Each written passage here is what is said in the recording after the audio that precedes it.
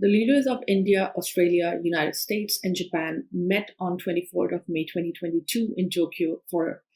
an in-person quadrilateral summit. During the Quad Summit, the leaders of the four countries took the conversation on maritime security a step forward in announcing the Indo-Pacific Partnership for Maritime Domain Awareness. Maritime domain awareness has been a critical area of interest in collaborations and convergences between many in the region. It seeks to provide information on activities and movements at sea, which is a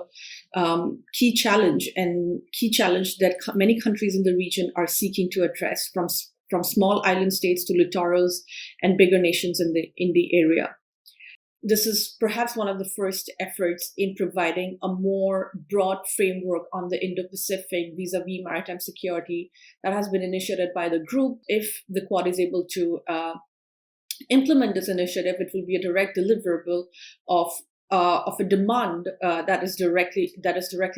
related to the region and addresses challenges that is voiced by many across the area. The idea under the initiative is to create maritime domain awareness by fusing different existing institutional infrastructures on MDA across the region, both focusing on three particular areas. The summit has the fact sheet identifies Indian Ocean region, Southeast Asia, and Pacific Islands as the three areas where this initiative will seek to create and provide maritime domain awareness information on activities around the area. The primary goal of this initiative is to provide more information in helping build capacities and address issues related to illegal fishing across the region. Illegal fishing has been a key focus and a key area of challenge for many countries across the Indo-Pacific, particularly the small island nations who consistently and continuously voice and raise illegal fishing as a key national security challenge. While China is not mentioned by name, China is one of the active players engaged in illegal fishing across the Indo-Pacific, especially with its resources and a huge fishing fleet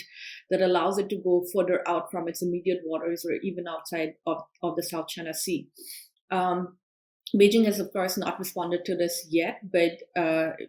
China has traditionally been dismissive of the Quad, its ability to provide concrete deliverables to the region, and its ability to actually address regional security challenges that questions the resilience and viability of Quad, linking in more towards a more military aspect of it. But the Quad's decision to focus more broadly on issues of interest for the region, whether it is climate change, whether it is digital, whether it is Quad fellowships, or whether it's maritime security, and within maritime security to be focusing on illegal fishing, is a great step forward in actually listening to the region and delivering on what the region faces in common challenges. The key challenges the Quad will face would be on delivery. Within the first year of coming together and holding two in-person summits, the group has done a significant amount of work in outlining what it seeks to be, which it describes itself as a force for good, in identifying issues and areas around the region, and identifying sub-things within each of these groups and themes. The main challenge will be now to coordinate amongst four democratic nations and jumping over bureaucracies to deliver on these initiatives and promises that the Quad has made.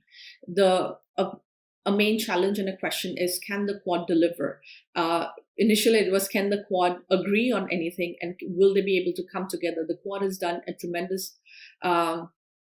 amount of work in identifying those interests and coming together and creating this agenda. The biggest challenge will be now in putting meat to the bone and putting forward this agenda and delivering on its promises, and in establishing itself as a grouping that is able to both identify its interest for the region as well as bring together its capacities and resources and collectively be a force for good in delivering on